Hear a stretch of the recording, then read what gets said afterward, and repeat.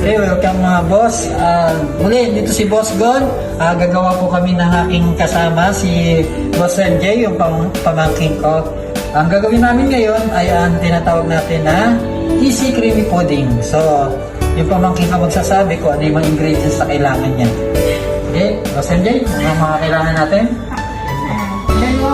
Dalawang egg yolk, isang condense, dalawang evaporate,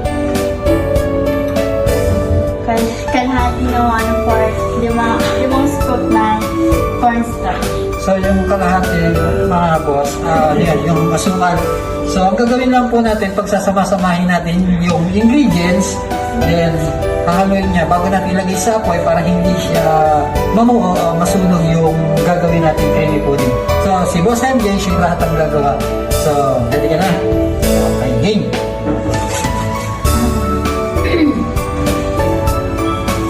Sabi mo natin. Sabi mo natin. Ito.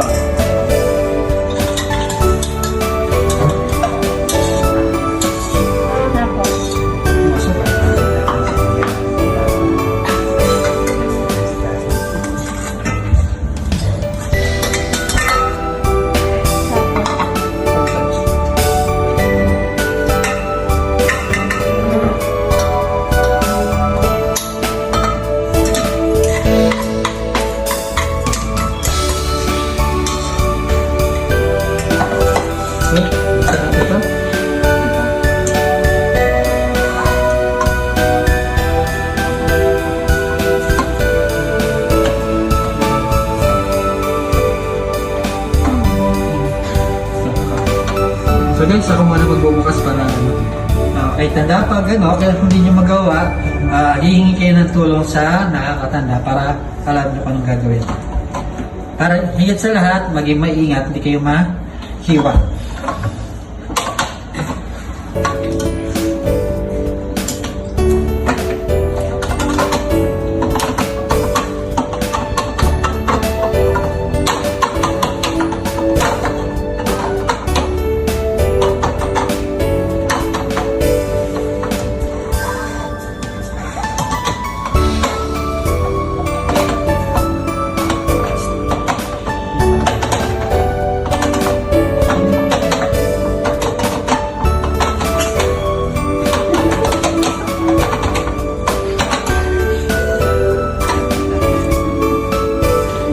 Angat lang natin para medyo mag-open yung data. So, kanan, ingat lang mga kids kung kayo yung gagawa. So, hindi lang yung aking mga nanonood. So, okay, sali mo na.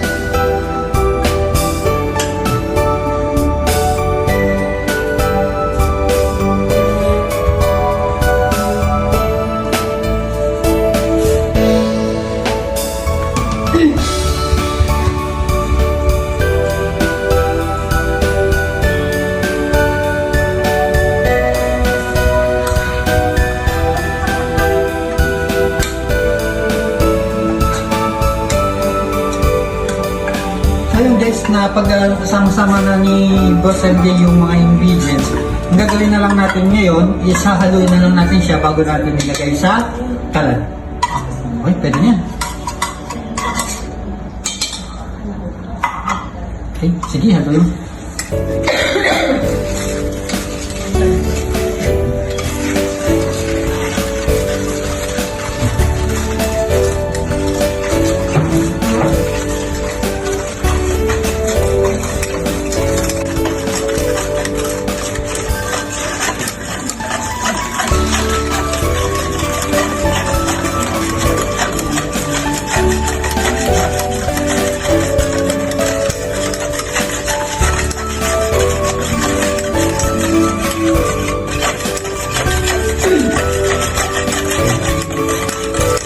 kailangan lang guys na makita na wala yung namumuong ano ng cornstarch para kapag nilagyan natin sa apoy, magiging luto niya. Okay. Cut. Okay, ngayon guys, nandito tayo sa kalan. So, bubuksan na natin yung ano ng apoy para maluto natin. Ngayon, hindi natin siya lulutuin doon sa mataas na heat. So, lulutuin natin siya sa low heat. Kasi kailangan kapag niluluto natin yung creamy pudding ay hindi siya masunog. So, sunod natin yung kalan.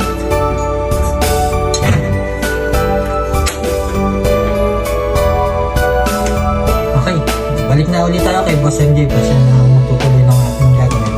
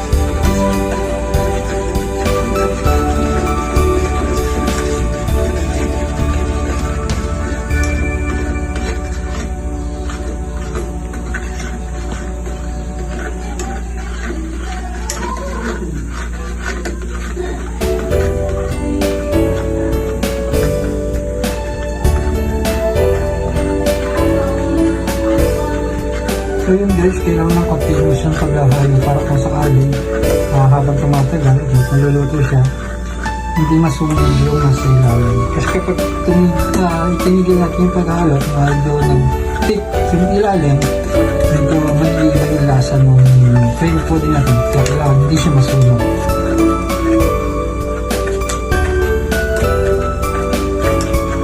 Kaya naman mawitin natin yung paghahalo. Ano?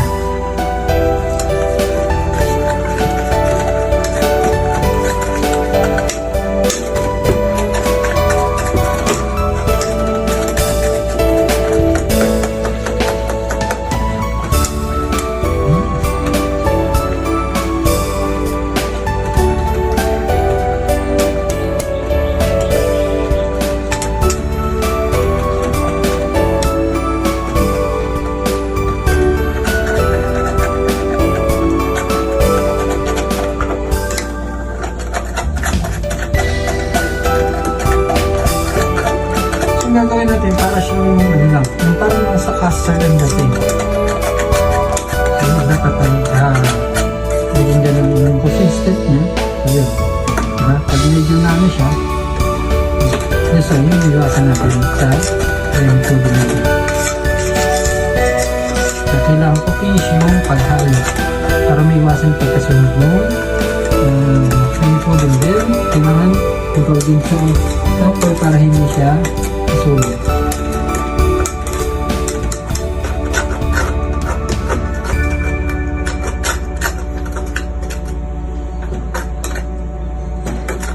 Ito na yung consistence niya.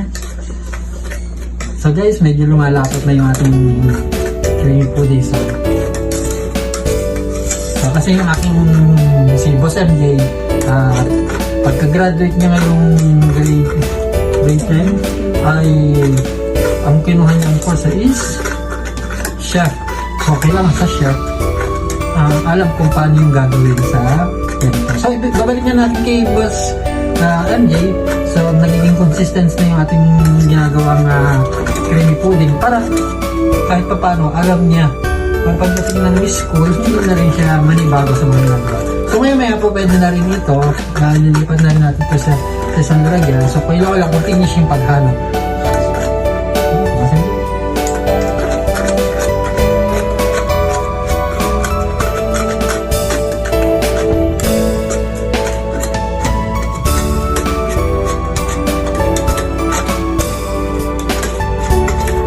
Nakakalawit. Sa mga pastries, ganyan talaga. Kasi may mga pagkakataon na may mga ginagawang pagkain na hindi siya pwede talaga masunog sa ilalim. Kasi yung magiging lasa niya, maglalasang sunog. So medyo konti pa yung ating gagawin niya, no?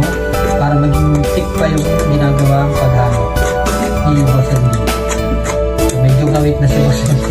Kaya kailangan ganun talaga pag naging isa kang chef.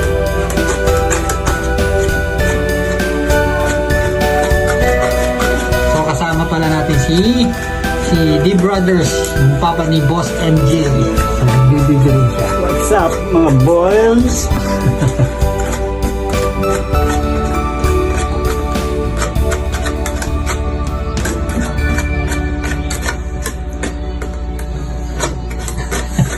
Medyo mawit na yung ating tagahalo.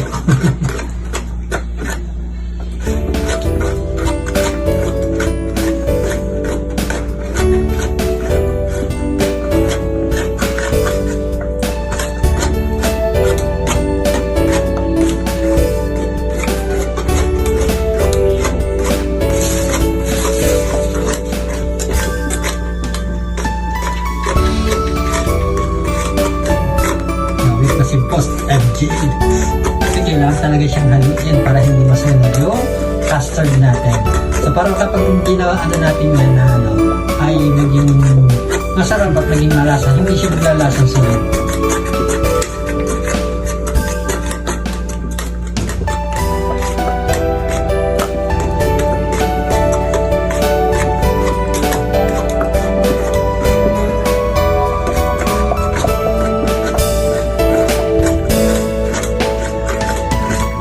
So yun, tagapak sa pawis sa paghalo. So yan yung aming future chef, Boss MD. So kasama namin dito si Lola niya.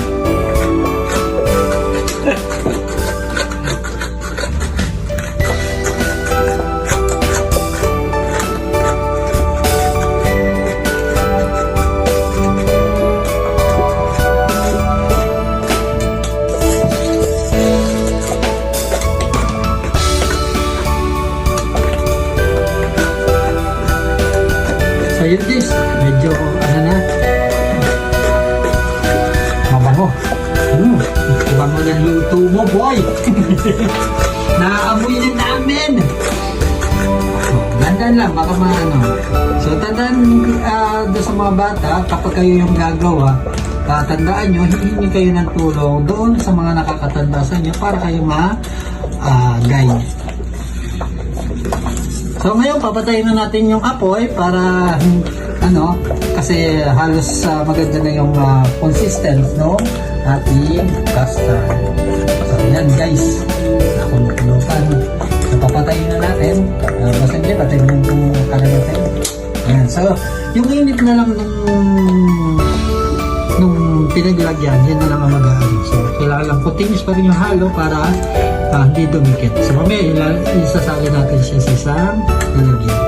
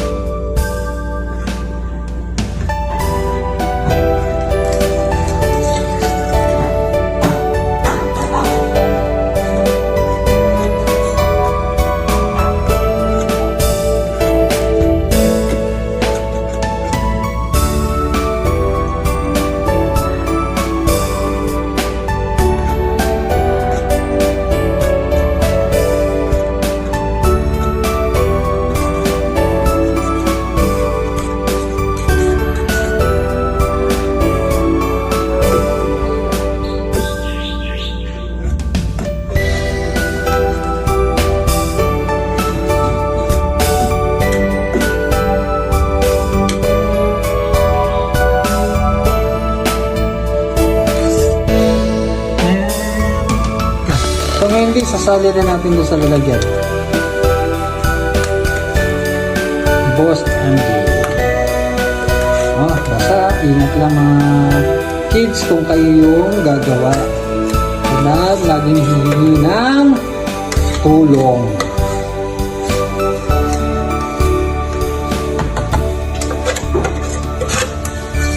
Guys, ang bango. Sarap. Ginamit yung bango ng gawa ni Boss MJ.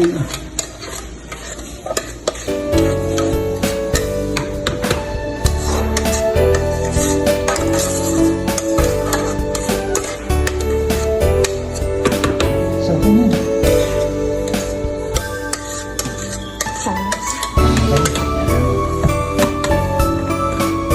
So, gagawin na lang natin guys, tataktak natin para magpantay yung gawa. Sige. Si Boss MJ naggawa.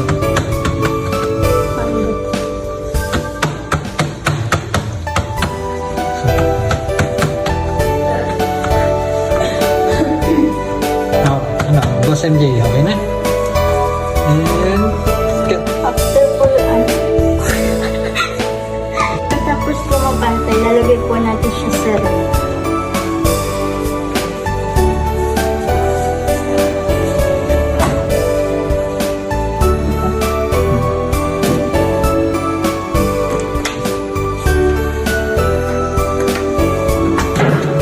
So yan guys, nagawa na natin yung step by step nung ating pudding. So nailagay na rin ni Boss MJ yung pudding natin. Kaya nga lang, hindi niya na magagawa yung susunod na process dahil sa baka hanapin na sila dun sa taas. Bali ako na lang yung gagawa ng susunod na process kasi kailangan kapag medyo lumamig na yung ating ginawa ay i-oven pa natin. So hindi pa siya tapos, kailangan matapos natin. So yun and that's it guys. Thank you for watching. Ito po ulit si Boss Gon, kasama ko si Boss MJ. No?